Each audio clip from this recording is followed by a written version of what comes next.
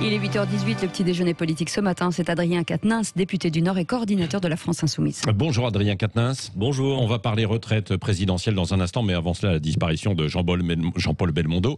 Vous êtes de la jeune génération des politiques. Bébel, pour vous, ça représente quoi? Qui?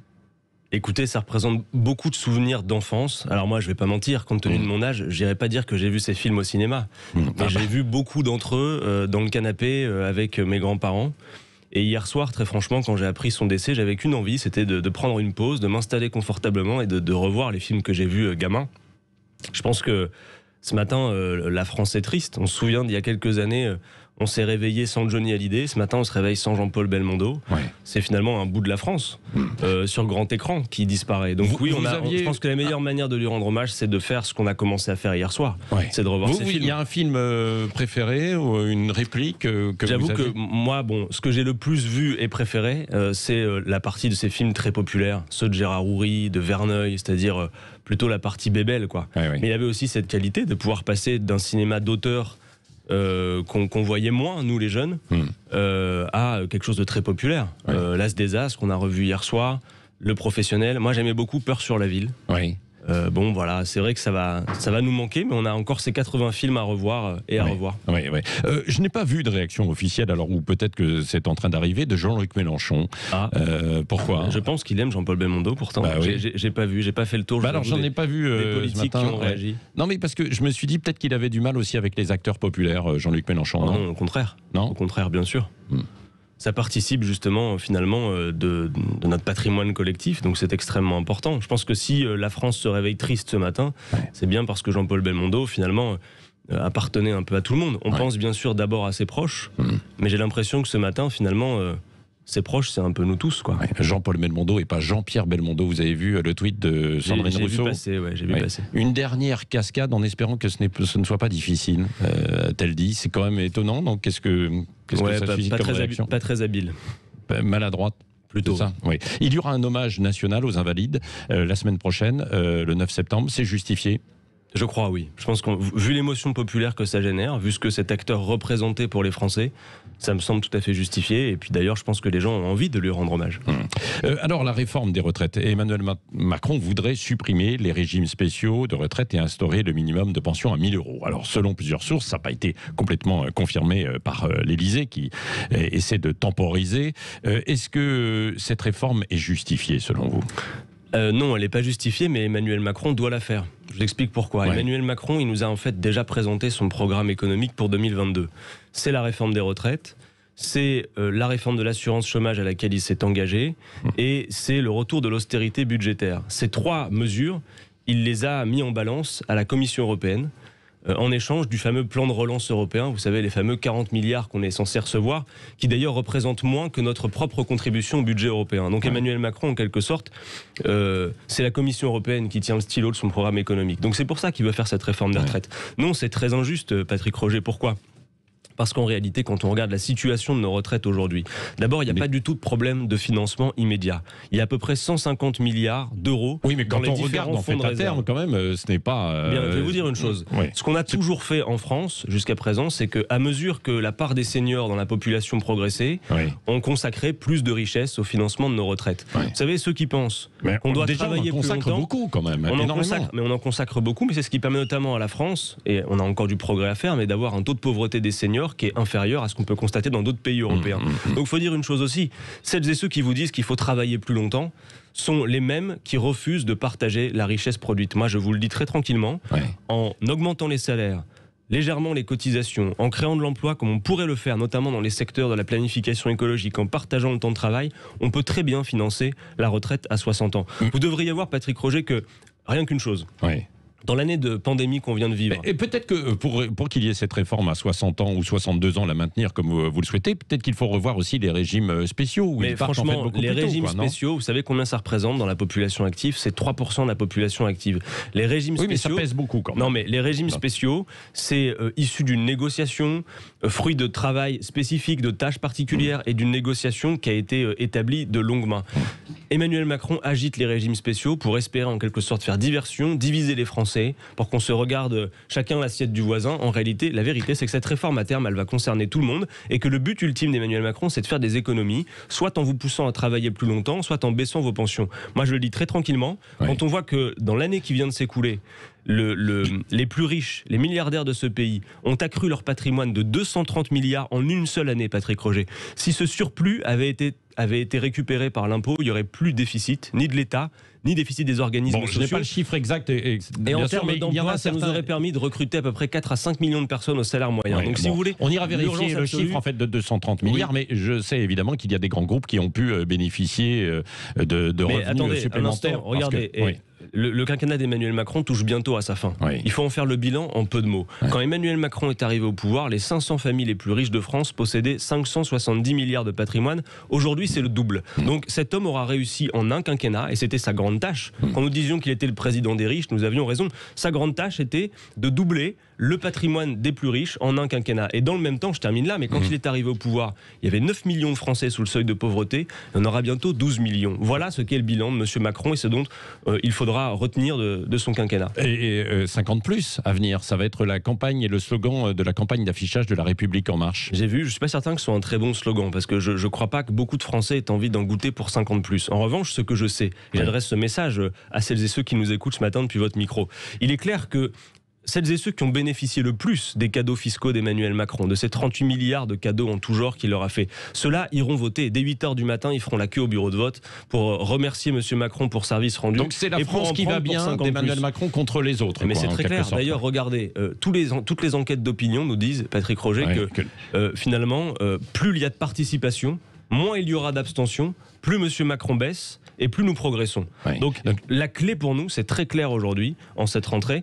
si le peuple se mobilise, si la participation populaire est massive à l'élection, nous pouvons l'emporter. En revanche, si le peuple reste à la maison, s'il considère que la fronde, c'est de s'abstenir, eh bien c'est très simple, tout continuera. L'abstention aide Macron. Oui, c'est ce qui explique un peu votre campagne avec le hashtag Mélenchon peut gagner, qui a été lancé hier. C'est un peu la méthode quiz, ça, non? Parce que dans les sondages, ça ne décolle pas spécialement, quoi. Alors, mais en fait, c'est très spontané. C'est-à-dire, ça, vraiment, on aurait les moyens de faire partir tout ça de notre propre état-major. En fait, c'est pas le cas. Oh bah si, non, je vous assure que non. Regardez, ce sont des équipes en fait des insoumis. Regardez d'où ça vient. Vous allez voir que ça ne vient pas des insoumis au départ.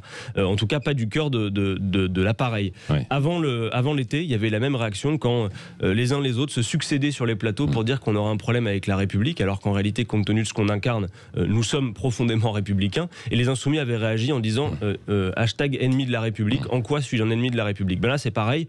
Il y a M. Montebourg qui s'est senti pousser des ailes, qui a raconté sur France 2 qu'il pensait que Jean-Luc Mélenchon ne pouvait pas l'emporter et que d'ailleurs Jean-Luc Mélenchon lui-même le savait. Et puis les insoumis, il a confessé avoir voté pour lui, pour Jean-Luc Mélenchon au premier tour. Bien sûr, mais d'ailleurs, vous savez, c'est pas terminé. Il reste 7 mois. Peut-être qu'il pourra revoter pour Jean-Luc Mélenchon en 2022. Oui, parce qu'il y a une multiplication des candidatures à gauche. Vous pensez qu'il peut y avoir des unions possibles? Écoutez, on a beaucoup fait jusqu'à présent pour tenter de fédérer. Souvenez-vous d'ailleurs que on avait. Parce qu'on n'a pas l'impression qu'il est prêt à tendre la main, Jean-Luc Mélenchon, ou alors il reste leader. Détrompez-vous, il l'a beaucoup fait. Déjà en 2019, il proposait la Fédération populaire. On a proposé régulièrement de s'accorder avec les uns et les autres. Souvenez-vous qu'aux dernières régionales, on a fait des concessions plus qu'importante. En réalité, on va vous dire quelque chose. Nous savions depuis très longtemps que le tableau que nous avons sous les yeux se confirmerait. C'est-à-dire que chacun déciderait d'avoir son candidat. Et quand, avant l'été, on avait ces réunions de M. Jadot et M. Faure qui, bras dessus, bras dessous, nous disaient que tout ce petit monde se retrouverait. Aujourd'hui, ce n'est même plus à leur ordre du jour. Et en réalité, chacun veut son candidat. Vous savez, avant l'été, quelqu'un nous a donné ce conseil au détour d'une émission que nous réalisions. Ils nous ont dit, bon, vous avez maintenant un programme qui a déjà recueilli 7 millions de voix dans la dernière présidentielle.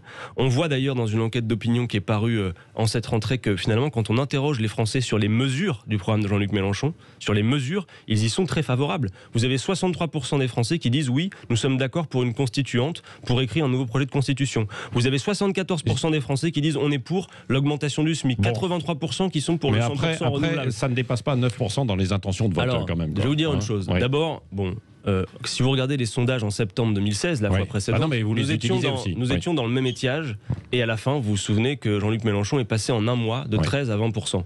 Juste une chose que tout le monde comprenne bien sur les sondages. Il faut regarder ça avec beaucoup de précision. Quand vous avez par exemple des instituts comme Ipsos et IFOP, qui désormais aujourd'hui posent deux questions à la population. Quelle est votre intention de vote, et sur une échelle de 1 à 10, quelle est votre certitude d'aller voter, et figurez-vous qu'ils éliminent du résultat toutes celles et ceux qui ne donnent pas une note de 10 sur 10. En fait, ces instituts de sondage ont trouvé un moyen d'avoir un paysage factice qui écarte le vote populaire. Eh bien, donc, les sondages, de ce point de vue, sont finalement d'une valeur qui est à discuter. Alors, tous n'appliquent pas la même méthode, mais pour nous, c'est très clair. Nous ne sommes pas les spectateurs d'une situation qui nous échappe. La clé, je demande d'être entendu là-dessus. Si le peuple se mobilise, nous l'emporterons en 2022. Est-ce qu'il peut donc y avoir des rapprochements avec Arnaud Montebourg? Vous dites pourquoi pas, hein, c'est ce que vous dites ce matin. Écoutez, quand je regarde le programme d'Arnaud Montebourg et ce qu'il a raconté, il pourrait faire partie de des pans entiers de ce que nous proposons. Je crois qu'il est déjà très bien représenté. Peut-être qu'en revanche, nous avons un sérieux désaccord sur la question du nucléaire ou la 6ème République qui, pour lui, se fait sans le peuple et sans la Constituante. Mais évidemment que sur tout ce qui est relocalisation, réindustrialisation, produire en France, aujourd'hui, le candidat le mieux placé pour incarner ce projet, c'est Jean-Luc Mélenchon. Oui. Bon, il est prêt aussi, finalement, sur certaines idées, Arnaud Montebourg, sur la relocalisation du Rassemblement national aussi, ce qu'ont dit certains de l'autre côté, quoi. Mais vous savez, je ne suis pas certain, il faut dire une chose aussi, que le Front National corresponde bien à ces aspirations-là. Et là aussi, il faut être entendu. Ce ne sont pas les migrants qui ont fermé les usines dans notre pays. Ce ne sont pas les migrants qui font que le partage des richesses est à ce point abject aujourd'hui, et que, alors que les plus riches s'enrichissent, les plus pauvres s'appauvrissent. Il faut être entendu là-dessus. Finalement, tous ces sujets-là, et d'ailleurs, il ne faut pas qu'on se laisse voler le débat de la présidentielle. Vous voyez, comme tous les médias se mettent en ligne, mais la question sociale, vous l'avez vu, elle disparaît quasiment des débats. Moi, je regarde beaucoup les émissions politiques, les matinales, les émissions du dimanche. Regardez comme, finalement, on a un espèce de ton monocorde où c'est les mêmes sujets tout le temps. L'identité, la sécurité, on peut en parler.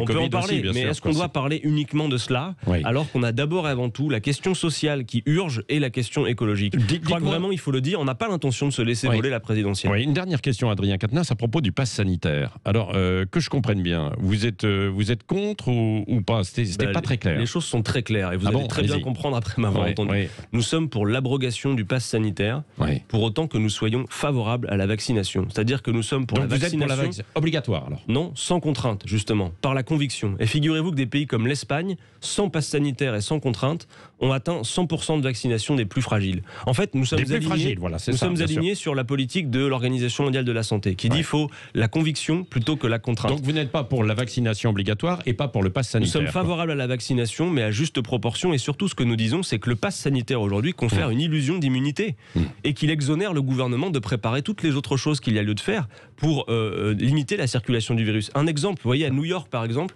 dans toutes les salles de classe, il y a 2 purificateurs d'air par salle de classe. Ça fait depuis le mois de novembre qu'avec Jean-Luc Mélenchon, on leur réclame d'installer ça. On sait par ailleurs que même parmi la population vaccinée, il y a des gens qui se contaminent. Donc le vaccin est important, mais il fonctionne aujourd'hui presque comme un médicament préventif contre les formes graves. Mais il ne vous garantit pas, même s'il diminue la contagiosité, de ne pas être contaminé. Donc oui, il y a la vaccination, mais pas que ça. Il y a évidemment toutes les alternatives au confinement qu'on peut mettre en place. Et puis dernière chose, vous savez que le gouvernement veut maintenant dérembourser les tests. Mais ça, c'est absolument incroyable. On a besoin, puisque l'épidémie continue de circuler, de tester massivement.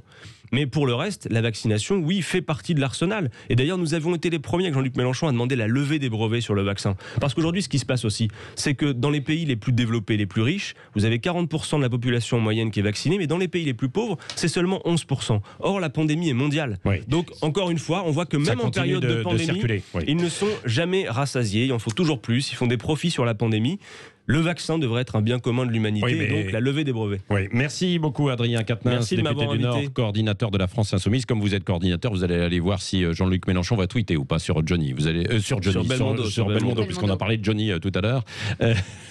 Vous lui direz, en tout cas, vous-même, vous avez tweeté ce matin. Merci d'être venu ce matin au micro. Merci de m'avoir invité. Restez avec nous, les 32.